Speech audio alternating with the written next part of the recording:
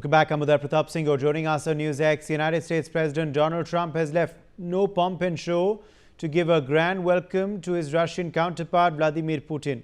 Trump, fond of calling himself a master deal maker, rolled out the red carpet for Putin at an Alaska airbase in what was the first time the Russian leader was allowed on Western soil since he ordered the invasion of Ukraine in February 2022.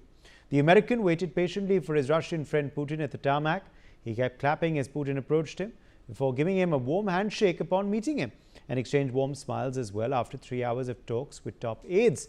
Trump and Putin offered warm words. In fact, the US president said that the meeting was quite productive, just days after his bold claims when he called India and Russia dead economies. Despite his previous statements where he asked for a ceasefire between Russia and Ukraine, Trump has also made another 180, saying Ukraine should agree to a deal to end the war with Russia because Russia is a very big power and they're not.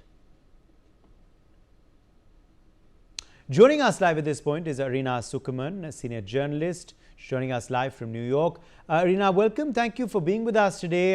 How do you react to this meeting between Trump and Putin? What was your viewpoint on it?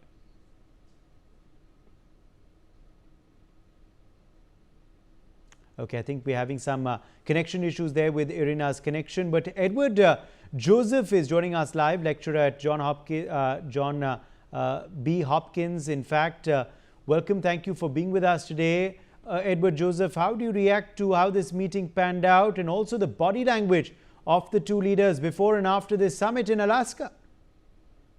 First, good to be with you. Yes, here I'm with Johns Hopkins University School of Advanced International Studies, known as SAIS, and it's great to be with you, your viewers, and the other guests. And look, let me say first, if this had been successful, this summit between President Trump and President Putin, I would be the first to say so.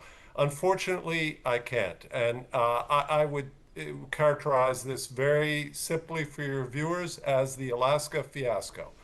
So, and again, that's not by my terms. It's by President Trump's own terms.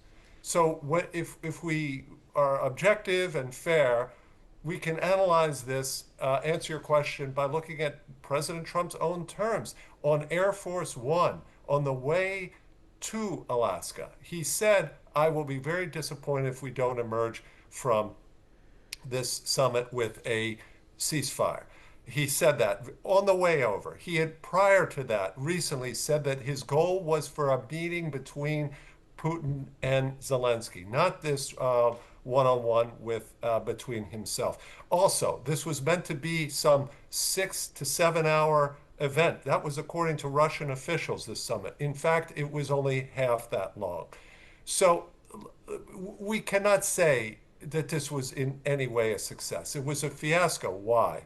Because President Putin leaves Anchorage, Alaska without any obligations and with the pressure that had been building, the frustration that Donald Trump himself had expressed, saying in his own words that Putin was tapping him along and that he would have wonderful conversations with Putin and then he would continue the bombing.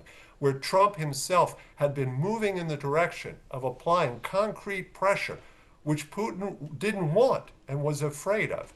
And now Putin leaves Anchorage, Alaska with that pressure completely abated. And instead we have this, as you just put it correctly, absolutely correctly, this incredibly warm embrace, royal welcome. And it completely played into Putin's hands and made pursuit of peace more difficult, not easier, more difficult. Please.